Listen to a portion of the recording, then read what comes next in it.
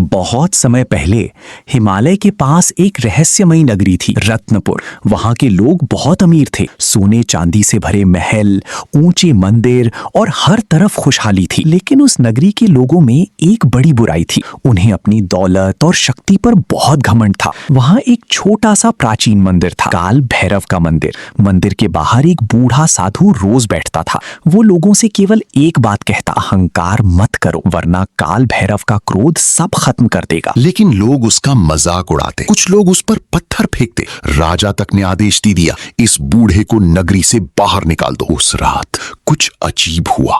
पूरा आसमान काला पड़ गया, तेज आंधी चलने लगी, महल की दीवारें कांपने लगी और तभी मंदिर की घंटियां अपने आप बजने लगी। धीरे धीरे पूरा शहर डर से जाग गया। लोगों ने देखा मंदिर के सामने वही बूढ़ा साधु खड़ा था, लेकिन अब उसकी आंखें लाल जल रही थी। उसके पीछे सैकड़ों काले कुत्ते खड़े थे। अचानक साधु जोर से हंसा और अगले ही पल उसका रूप बदलने लगा। उसके बाल हवा में उड़ने लगी, शरीर से आग निकलने लगी, हाथ में विशाल त्रिशूल प्रकट हुआ। लोग डर से कांप उठे, क्योंकि वो साधु कोई और नहीं, स्वयं काल भैरव थे। उन्होंने गूंजती आवाज में कहा, जब इंसान अहंकार में अंधा हो जाए तो उसका विनाश निश्चित होता है। इतना कहते ही धरती फटने लगी, महलों में दरारें पड़ गईं, आकाश में बिजली गिरने लगी, लोग भागने लगे। लेकिन पूरी नगरी के चारों ओर काली धुंध फैल चुकी थी। जो भी उस धुंध में गया वो कभी वापस नहीं आया। राजा डरकर काल भैरव के चरणों में गिर पड़ा,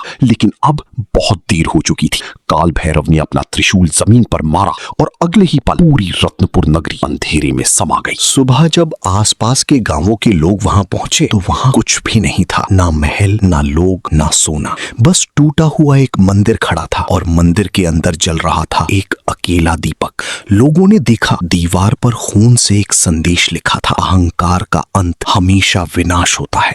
आज भी कहा जाता है अमावस्या की रात उस जगह से घंटियों की आवाज आती है और काली धुंध में एक विशाल छाया घूमती दिखाई देती है। कुछ लोग कहते हैं वो आज भी उस नगरी की रखवाली कर रहे हैं, स्वयं काल भैरव।